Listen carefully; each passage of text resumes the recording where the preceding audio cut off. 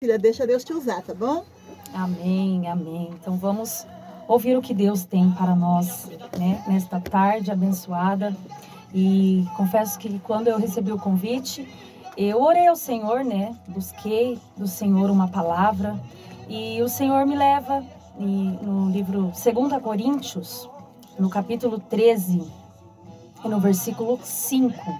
Eu vou ler o versículo e depois eu vou explicar um pouco a palavra que o Senhor tem ministrado no meu coração, que diz assim: 2 Coríntios, capítulo 13, versículo 5. Examinai-vos a vós mesmo, se permaneceis na fé. Provai-vos a vós mesmo, ou não sabeis quanto a vós mesmo que Jesus Cristo está em vós. Se não, é que já estáis reprovado. Quando eu li essa palavra, o Senhor me leva no livro de Samuel, o primeiro livro de Samuel. E ali eu comecei a estudar a palavra do Senhor e a entender. E hoje eu quero falar aqui com os ouvintes. E essa palavra falou muito comigo, Roseli. E eu quero deixar aqui que ela traz, na verdade, algo como o chamado e a obediência. E nós sabemos que muitos têm chamados, né? Muitas pessoas têm chamados. Tem aquele chamado para o louvor, tem o chamado para ministrar, só que poucos exercem a obediência completa para permanecer na graça. E aí, quando eu começo a estudar o livro de Samuel, a gente sabe, né? Claro que existem pessoas leigas na palavra, que não estuda, que não busca, que não sabe. Eu vou citar alguns personagens aqui da Bíblia que é muito conhecido, né? A maior parte das pessoas conhece muito. E que um deles é o sumo sacerdote Eli. Eli teve um chamado muito lindo. Ele era sacerdote, cuidava, né, de todo Israel. E ele teve um chamado bonito. Ele soube manter o povo na questão da espiritualidade, né? Só que Eli, na obediência como o servo, né, o pai, ele falhou.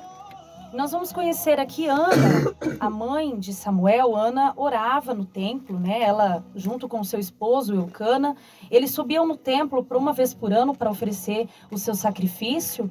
E nós sabemos que Eucana, ele tinha duas esposas, né? Ele tinha Ana e Penina. Ana, ela era muito triste por não ter dado um filho até então para Eucana. E ela, numa dessas idas até o templo, Ana orava muito, né? Na verdade, a Bíblia nos fala que Ana, ela se derramava em prantos e orando e pedindo para Deus um filho. Deus contempla Ana com um filho, Samuel. E aqui é mais um personagem que eu vou citar, né? Que no decorrer aqui eu vou explicar um pouco. Samuel teve um chamado, né? Desde o ventre, Samuel já tinha um chamado para ele dar sequência ali. Na Bíblia vai nos falar que Samuel, ele que cuidava e reinava, julgava. A Bíblia nos diz julgava a nação ali de Israel. E Samuel nasce, Ana leva Samuel ao templo, assim como ela tinha feito um voto com o Senhor. Ana leva Samuel ao templo, entrega o menino lá e ele começa ali, né, dar sequência da sua promessa, do seu chamado. Samuel começa a servir esse sacerdote e ele vive ali com Eli, o sacerdote, sumo sacerdote. Eli tinha 2 filhos. E é aqui que a palavra já começou a falar mais comigo. Ele era um sacerdote, ele tinha um ministério, ele tinha um chamado, mas ele falhava dentro de sua própria casa. E aí, como que nós vamos passar, né? Imagina Eli com toda essa responsabilidade espiritual com o povo, de adoração, né? De entrega. E como que ele não tinha esse controle com os seus filhos? Porque a Bíblia nos diz que os filhos de Eli, eles pecavam muito, né? Eles eram desonestos, eles comiam do que era para ser sacrifício. Os filhos de Eli, eles estavam fazendo coisas erradas. E Deus vai usar quem?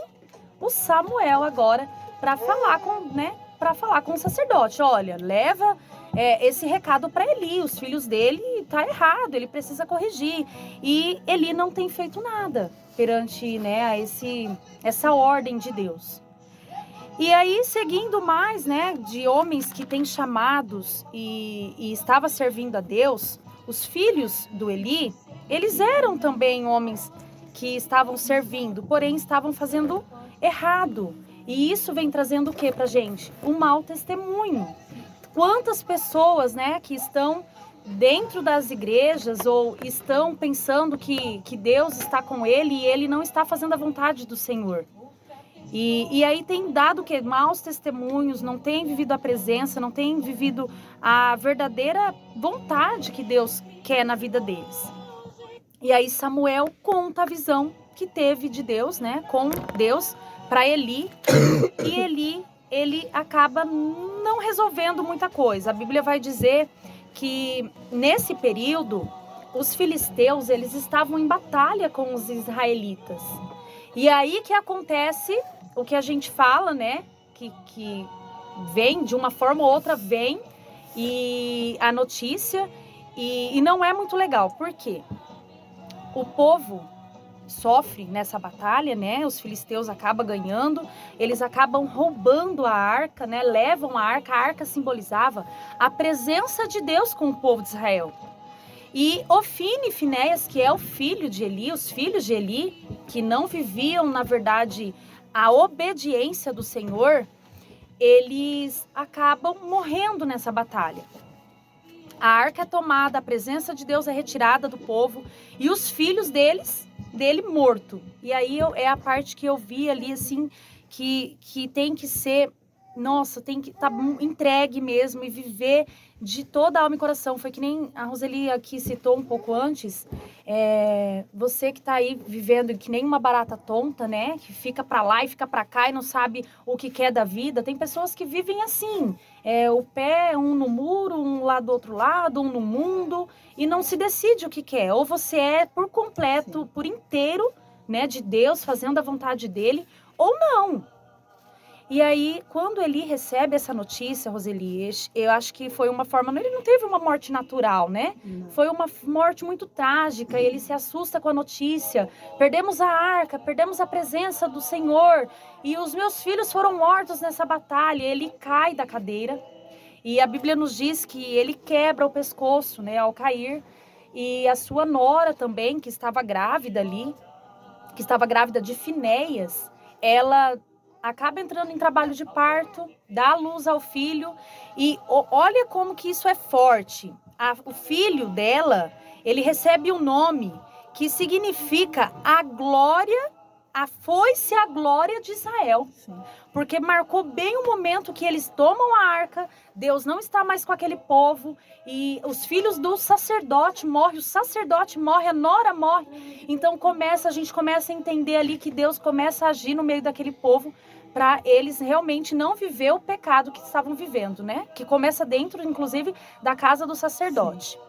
E aí os filisteus, e agora achando que pode ter a glória, né, a arca, a presença do Deus dos israelitas, o que eles vão fazer? Vão ficar com essa arca pra gente, nós vamos ter agora a presença desse Deus, desse povo. Só que aí Deus começa a agir, começa, né, tratar com aquele povo que também faz mais de errado do que devia.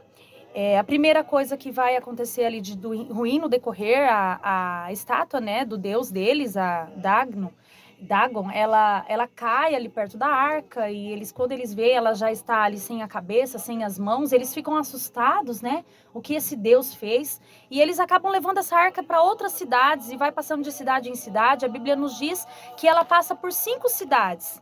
Passa em Gate, passa em Ecrom, ela passa em Dagon, e ali onde fica Dagon, né, no templo, e na cidade de Asdod. E essa arca, em cada lugar que ela passa, a presença de Deus vai fazendo aquela diferença, né, no povo.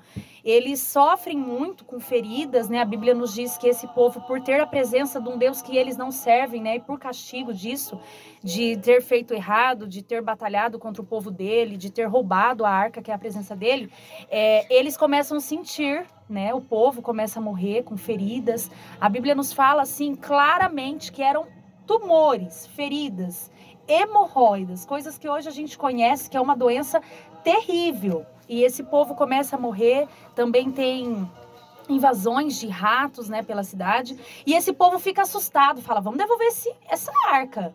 E é quando eles mandam, né, a arca de volta, a arca volta embora e acaba chegando lá, né, de uma forma que eles pensavam que tinha que ser algo assim, bem definido. Por exemplo, vamos pegar um carro de boi que nunca puxou nada, nunca puxou um arado, vamos pegar 2 vacas que nunca puxou nada, nunca puxou um arado, e vamos colocar esse carro novo, a arca em cima, vamos colocar essa arca junto também com um cofre, e nós vamos fazer umas estátuas. O povo assim pensava, né? Nós vamos fazer uma estátua de ouro, simbolizando o tumor desse povo, desses 5 príncipes que foi passando nas cidades, né? O povo que foi passando pela ira, e os 5 ratos. E nós vamos mandar essa arca de volta lá para o povo de Israel, simbolizando que nós estamos entendendo que nós falhamos, que nós pecamos contra esse Deus, e que eu mandando essa carroça, com essa arca, com essas vacas que nunca puxaram nada, é uma forma, com ouro, né, que era um metal muito valioso, eles vão entender que a gente está arrependido disso, e esse Deus vai tirar essa ira do povo. E assim eles fizeram, eles enviaram de novo, essa arca volta, chega lá na cidade, o povo até se alegra, né, de ver que a arca, que Deus voltou, que a presença do Senhor estava ali de novo. Só que, Roseli, ela para bem na cidade dos profetas. Ela chega numa cidade onde era uma cidade reservada para profeta. E eles, curiosos, vamos ver se é realmente a presença de Deus que está ali. E abrem a arca. A Bíblia vai nos dizer que morreram muitos, né? Ali Deus teve que, por conta da arca ser algo muito, muito reservado mesmo, né? Era algo que eles não podiam mexer. E eles foram, né? Teve mais uma vez, essa desobediência do povo, sofreram com isso. Acaba que a arca foi levada e Samuel, né? Que já estava agora julgando o povo, a Bíblia nos diz que ele julgava, né? Quis dizer que ele estava à frente desse povo. Ele começa agora a visitar esses lugares, essa região, esses povos. Até a Bíblia nos diz aqui, né, que tem uma cidade estratégica onde eles ficavam ali, né? A arca chega em Kiriat Jearim, e ali ela fica nesse período, mais ou menos aí 20 anos, e depois essa arca ela é levada até Mispa. Mispa também era uma cidade estratégica para o povo, como se ali fosse uma cidade, um lugar de torre de vigia, sabe? Aonde o povo conseguia se reunir, né? A adorar o Senhor, os seus cultos, as suas reuniões, e dali, daquele alto, eles conseguiam ver se os filisteus não estavam perseguindo eles, né? Se eles não sofreriam algo assim. Então a arca tinha que estar num lugar também mais seguro, porque era a presença, né, de Deus ali com eles. E aí a Bíblia, seguindo aqui, ela vai nos falar, né, que então Samuel, ele toma uma pedra na sua mão, ali entre Mispa e Sem, que fica mais ou menos ali no meio, né, desses 2 lugares, e ele dá o nome de Ebenezer, e diz ali ele, né, até aqui o Senhor nos ajudou. Então eles tinham passado por aquela batalha entre os israelitas e os filisteus, e eles sabiam que a presença de Deus estava ali de volta, né? Que até o sacerdote tinha, né, falecido, os filhos tinham falecido. Então ali a gente começa a ver que Deus, ele não aceita de forma alguma quando não estão cumprindo com a vontade dele, com a palavra dele. E aí, seguindo, né, os israelitas perderam um rei, e Deus concede. O que eles pedem? Um rei, e Deus concede. O que eles vão dizer? Samuel, nós queremos um rei. Nós queremos alguém para, né, cuidar do povo, ir na batalha, tá à frente nessa questão com os filisteus. E aí Samuel vai reverter essa situação. Samuel vai ver, né, vai falar, não, Deus, o povo quer um rei. E como que Deus ouve o clamor do povo? orar. Gente, a oração, o clamor, isso é realmente muito forte. E aí Deus vai ceder, vai falar, não, vamos, então sim, o povo quer um rei. E é aí que é escolhido o rei, na verdade Saul, né, é escolhido. A Bíblia vai nos dizer que Saul é escolhido por vontade do povo, foi escolhido pelo povo. Vai acontecer nesse momento, né, nessa sequência, que Saul, ele vai ao encontro de Samuel, sem saber que Samuel era um profeta, né? Ele procura pelo profeta, inclusive a Bíblia, eu acredito que todas elas vão ter essa tradução, que a Bíblia, ele ainda diz assim, Saul vai ao encontro de Samuel, que para ele era um vidente. A maioria das Bíblias, eu acredito que vai nos dizer nessa tradução, mas significa, nesse período, o sacerdote, aquele que Deus, o profeta, isso, que Deus ministrava ali para ele, mostrava para ele, revelava para ele muito antes. Inclusive, aqui Deus já fala um dia antes para Samuel. Samuel, Saul vem ao seu encontro. Ele é o escolhido. Vai vir um moço, né, até você. E aconteceu do jeitinho que Deus falou para Samuel.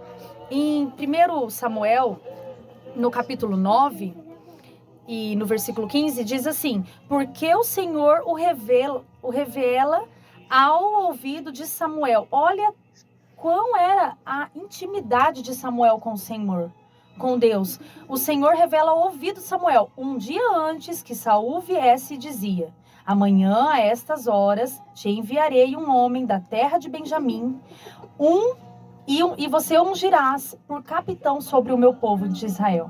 E ele livrará o meu povo da mão dos filisteus, porque tenho olhado para o meu povo, porque o clamor chegou a mim. O povo de Israel clamou, e Samuel levou até Deus. Deus respondeu a Samuel, e ele escolhe agora um responsável, né, para estar à frente, para guiar esse povo, para lutar, para guardar eles dos filisteus.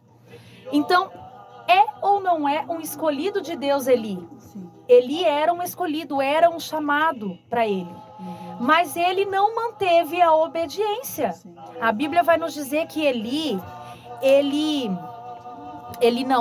Saul, o rei, né, agora o representante do povo, ele vai falhar também.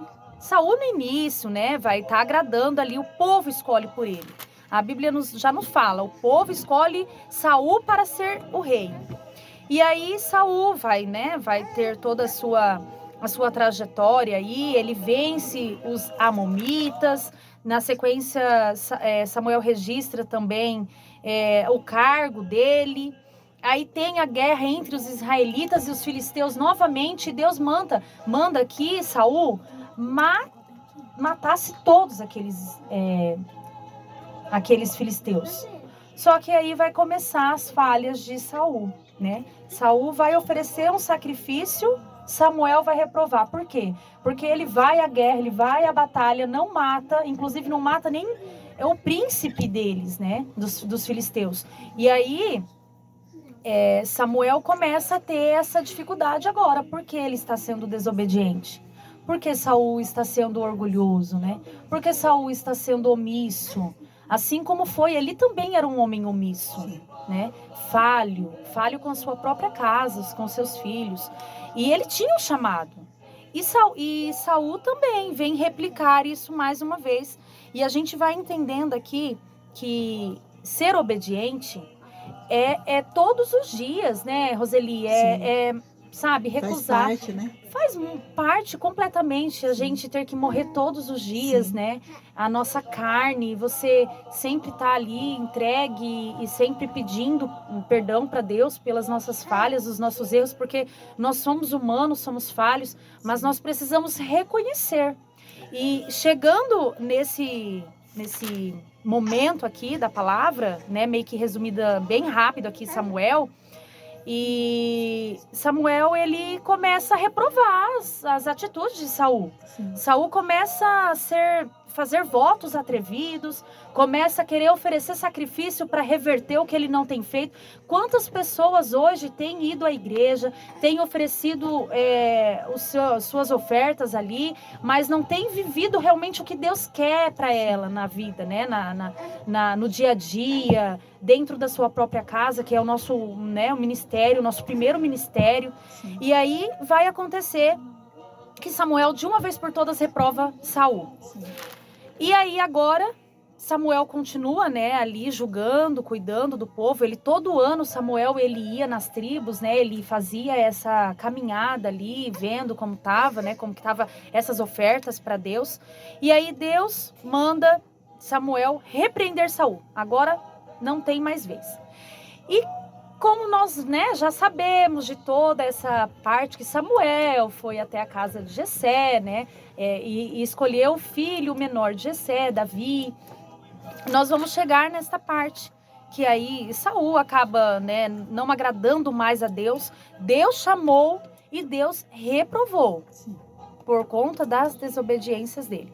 Saul é uma pessoa que acaba ficando atormentada, né, por um espírito maligno.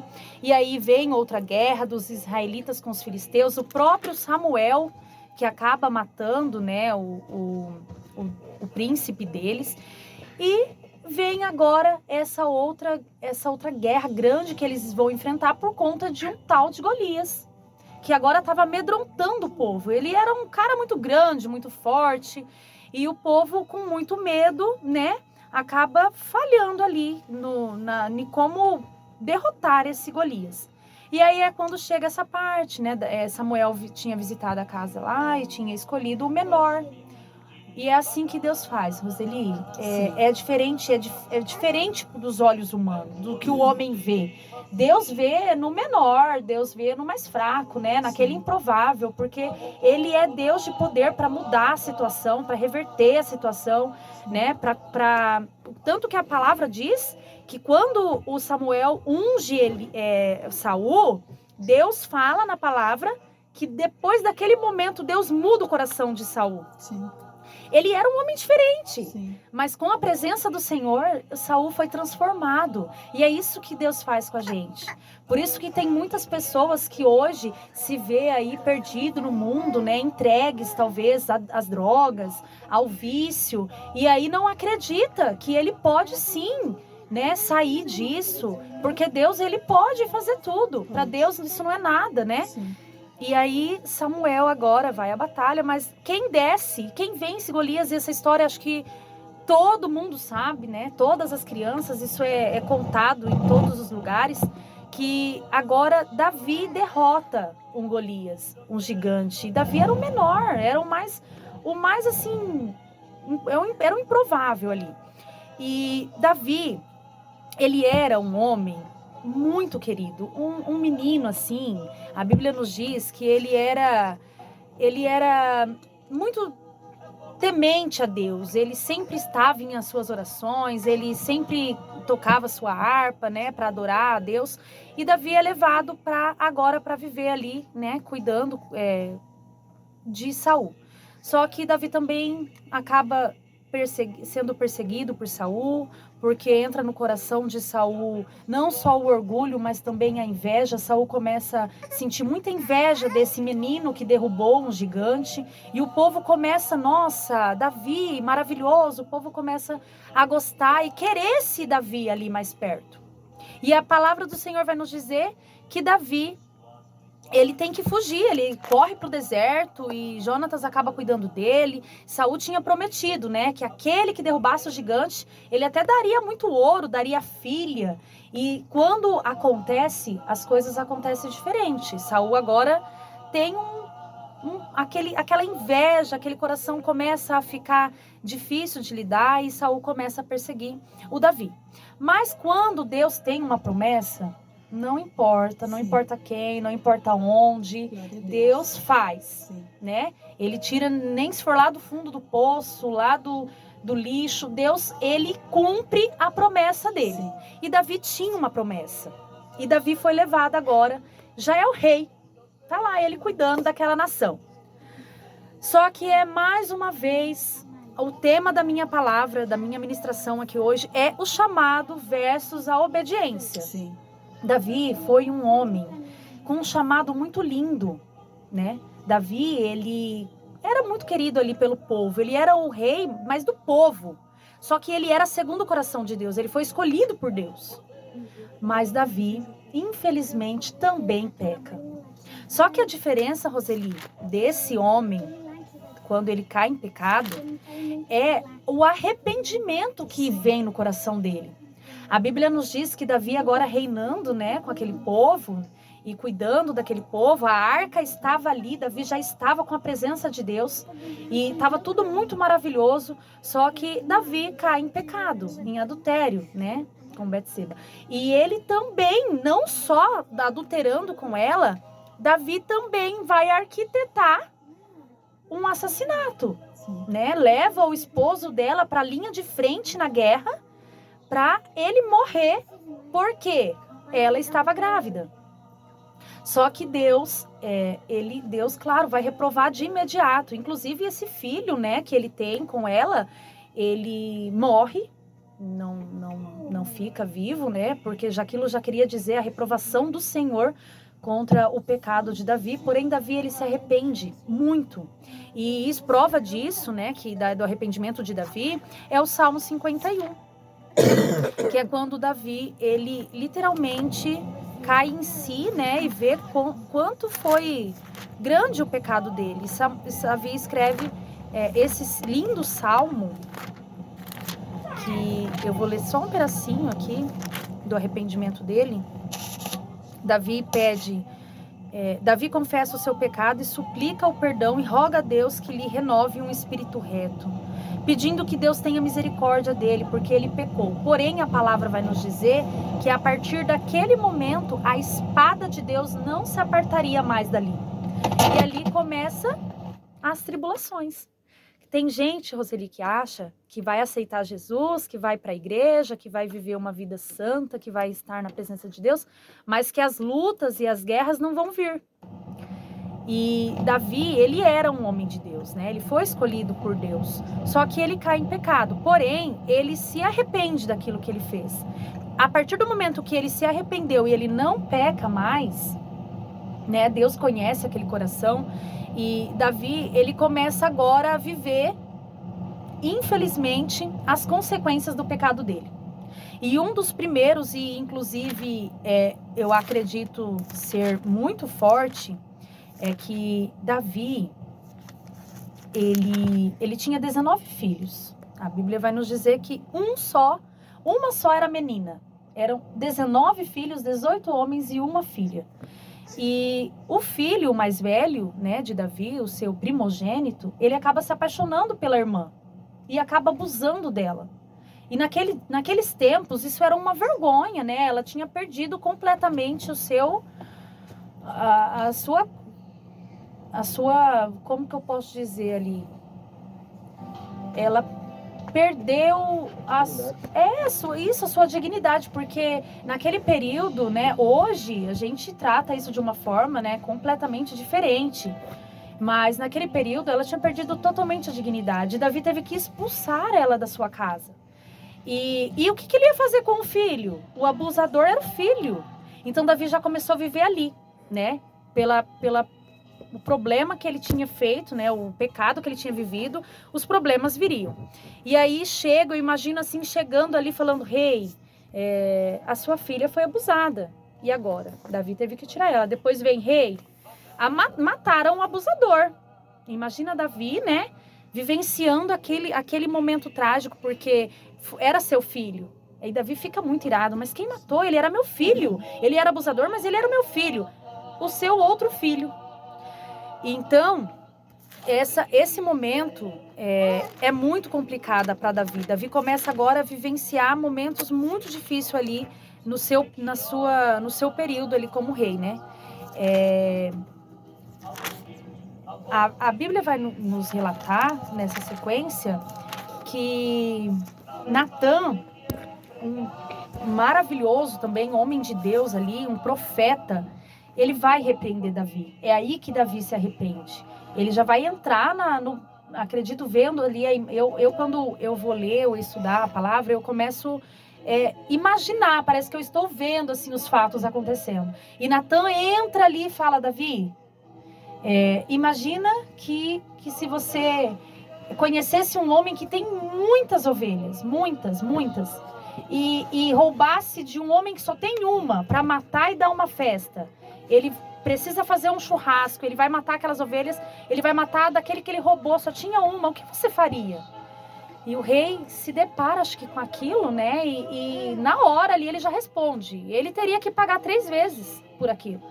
E aí Natan é onde Natan repreende ele, fala: então foi o que o Senhor fez.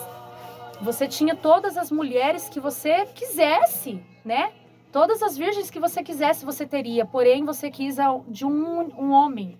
Ele só tinha ela, e aí é o que Natan vai revelar ali. Daí, Davi vai se arrepender muito.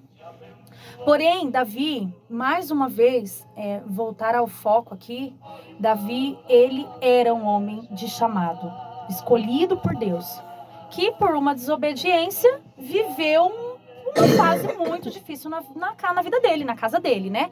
Com os filhos dele, né? E foi aonde Deus tratou Davi. Sim. Só que Davi, a palavra vai nos dizer que ele vai ficar como se fosse Eli. Ele perde completamente o controle da sua casa. Ele não chama a atenção do seu primogênito, Aminon. E depois, esse filho é confrontado com o seu outro filho, Absalom, e acaba que o filho acaba se, né, numa ira, numa conversa ali, imagina ele falando, o pai não fez nada. Ele acaba com as suas próprias mãos matando o irmão. E acaba que também quer tomar o reino do pai. Absalom começa a falar para todo mundo, né? Eu vou ser o rei, porque o meu pai, ele, né, depois que a filha morreu e o filho morreu, e o meu pai, ele perde totalmente o controle. E aí é onde a gente vê mais uma vez aquele povo sofrendo, passando por dificuldade por conta da falta de postura de Davi, que ali era um rei que estava à frente, que Deus confiava.